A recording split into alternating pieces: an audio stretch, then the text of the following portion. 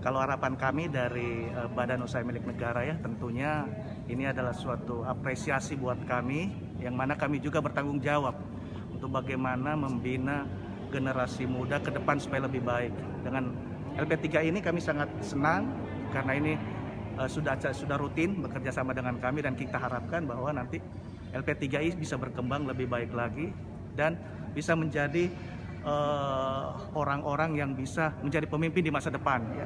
Tentu kami dari Badan Usaha Milik Negara mempersiapkan itu dengan berbagai kemampuan kami. Kami tetap membuka diri untuk nanti kemudian bisa digunakan sebagai fasilitas untuk belajar mengajar di tempat kami. Daripada kegiatan ini yaitu pengenalan kepada mahasiswa baru dalam rangka untuk mengetahui sistem pendidikan di kampus dan juga lingkungannya di kampus juga, sekaligus mengenal posisi direktur siapa, kepala kampus siapa, wadir siapa, kaprodi siapa, dan juga rekan-rekan staf.